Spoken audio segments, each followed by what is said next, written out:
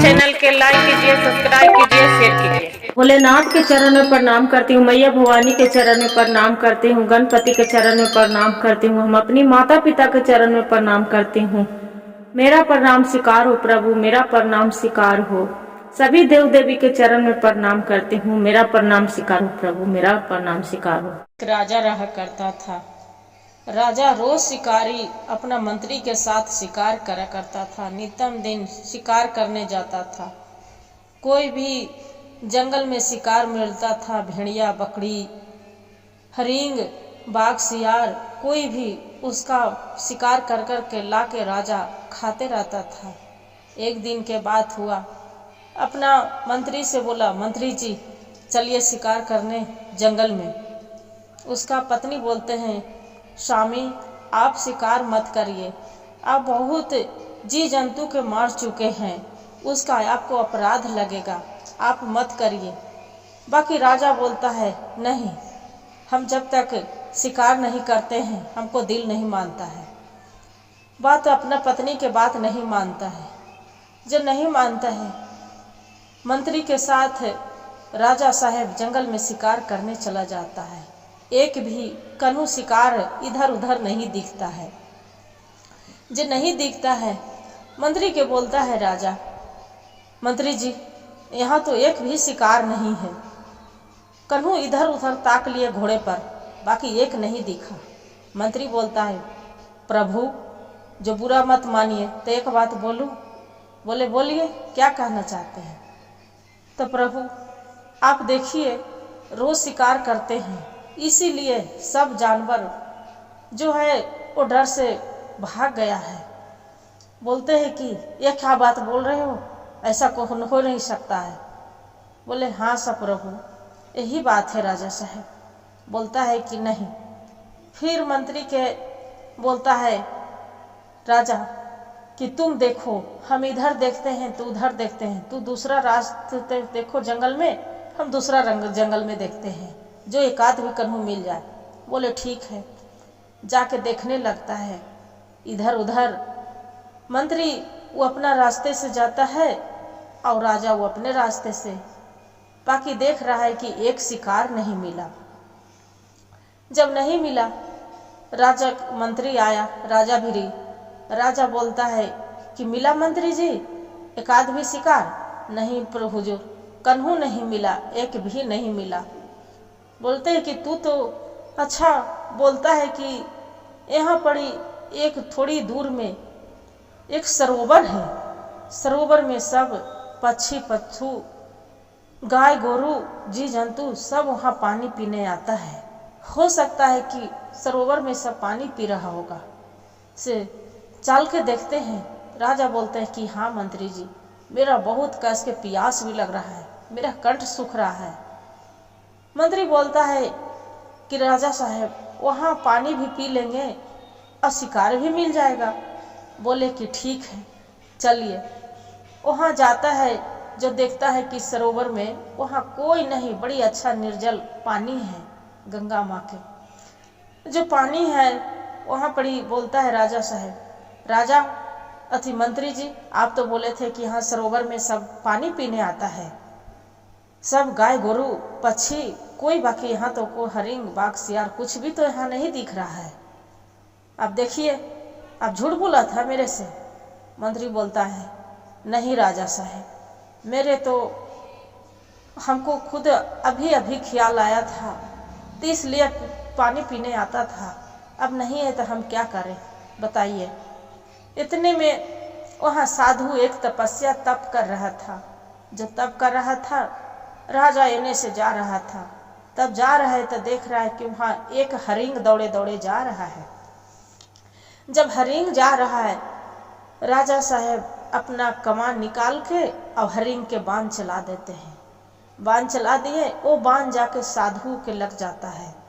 साधु बोलता है, ये राजा तू क्या कर दिया, दुष्ट राजा, मेरा तू प्राण ले लिया। एक हरिंग शिकार करने के चलते जाओ, तू एक खवाड़ा कुत्ता बन जाओ काला, कि तू सबको भूखा रहो, किसी का तोरा पेट नहीं भरेगा कभी। इतना कह के और साधु महात्मा जी थे वो प्राण त्याग दिए। प्राण त्याग के काहे महात्मा जी के उसका भंग टूट गया था, भंग टूट गया, प्राण त्याग दिए। प्राण त्यागला के बाद है फिर मंत्री बोलता है राजा साहेब आप ये क्या कर दिए, ये तो कुत्ता बन गए। तुरंत राजा एने सेने चल रहा है।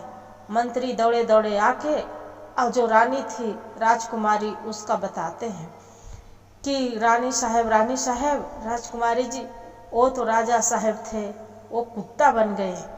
पूरा सबको एक गांव में रामू काका के बेटा था, उसका ले जाके नोच के जंगल में खा रहे हैं। राजा बोलते हैं नोच नोच के खाने लगे, मुंह में ले जाके तो बोलते आह कितना स्वादिष्ट, ये तो पूरा शिकार लगा, पूरा गांव के हम खा जाएंगे। पूरा गांव में हकाल मच गया।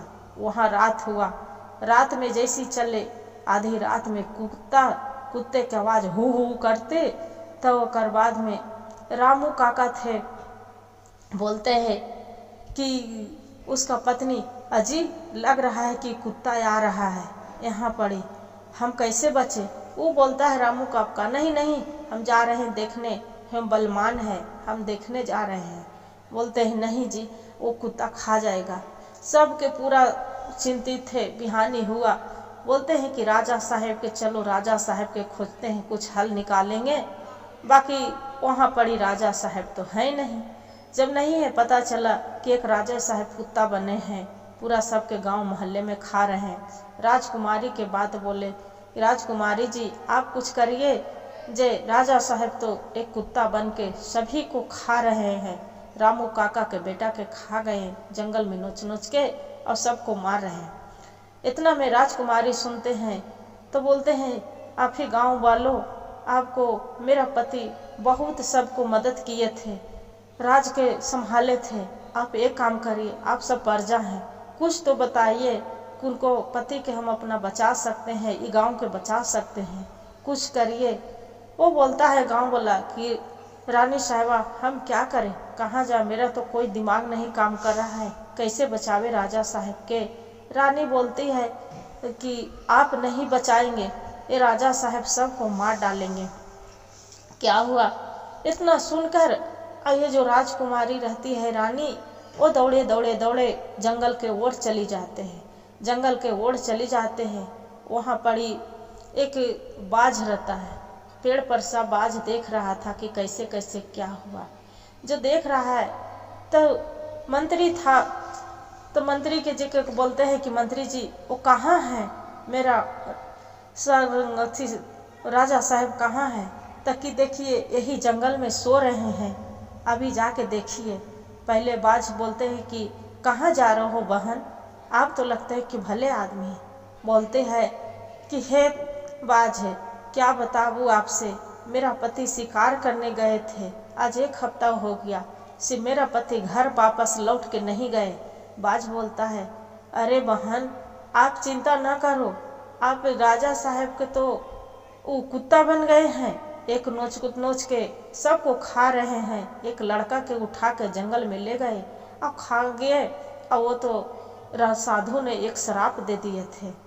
बोला कि ये क्या कर कैसे ठीक होगा, ये तो बताइए, मेरा पति राजा साहब कैसे ठीक हो जाएंगे। बाज बोलता है कि राजकुमारी जी एक बात बताओ उपाय। बोलते हैं कि बताइए। तो एक नदी के पार एक समुंदर है, समुंदर के पार ऊपटी एक महात्मा जी रहते हैं, वही महात्मा आपको उपाय बताएंगे और वही बचा सकते हैं आपको पति के, बाकी कोई नहीं बचा सकते हैं। ये बोलती है राजकुमारी कि ये बताइए हम कैसे जाएं, ताकि हम कैसे जाएं, कैसे समुंदर कैसे पार करेंगे। बाज बोलते हैं कि आप चिंता न करिए राजकुमारी जी, आपको हम ले चलते हैं। वो बाज क्या करते हैं कि अपना पंख पर बैठा के और वहाँ ले जाते हैं। रानी जो ले जाने लगते हैं, रानी अपना पति के विरोध में बाज पर से गिर जाते हैं। क्या करती है बाज है, अपना पानी जल ला के उसका मुंह में डालते हैं, रानी होश में आते हैं। रानी के बोलती है बाज है ये रानी साहबा आप अपना होश संभालिए, ये मत ऐसा भूल जाइए, आप भोले बाबा के ध्यान दीजिए। माता रानी सब वही पार लगाते हैं, प्रभु से बढ़ के कुछ नहीं है। फिर रानी रहती है, बोलते हे भोलेनाथ, हे शिव शंभु, हमारे पति के रक्षा करिए और मेरा रक्षा करिए, ज्ञान दीजिए। क्या करते हैं, भगवान के नाम लेते हैं, भोले बाबा के तो ही करते हैं कि भोलेनाथ के नाम और महाकल्याण। वह नाम लेके और फिर बाज रहते हैं, उस पर चढ़ जाते हैं। चढ़ के बाज ले जाता है अपना पक्षी पर बैठा के और समुंदर के पार करते हैं। देखते हैं कि वहाँ एक महात्मा तपस्या कर रहे हैं, तपस्या कर रहे हैं। जाके चरण छूने लगती है, वो जा घास पुआर रहते हैं, पूरा रानी साफ करने लगती है। साफ हो महात्मा जी के भंग टूटता है। बोलते हैं क्या हुआ बेटी, ये समुंदर पार क्या करने तू आई है, क्या संकट पड़ गया। तब बताती है कि क्या कहें महात्मा जी, मेरा पति तो एक कुत्ता बन गए हैं, उनको कैसे कुत्ता से मुक्ति मिलेगा।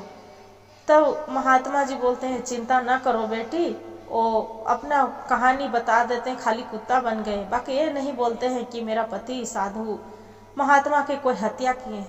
बोलते हैं ठीक है बेटी, आपको पति ठीक हो जाएंगे। बाकी इतना कह के जो महात्मा जी ध्यान लगाते हैं, तब देखते हैं तो बोलते हैं कि बेटी आपका तो देखो पुत्री, आपका पति वो बहुत दुष्ट राजा है।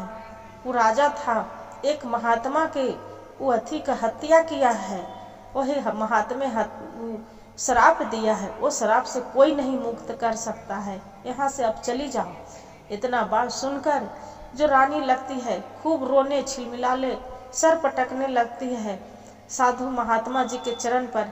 हे महात्मा जी, आप जो नहीं कोई उपाय बताइएगा, एजा सर पटक पटक के हम अपना प्राण दे देंगे। इतना बोलकर महात्मा के बहुत दया लग जाता है, इतना दया।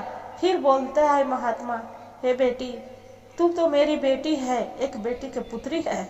अच्छा रुको, जो हम कहती हूँ वो करना।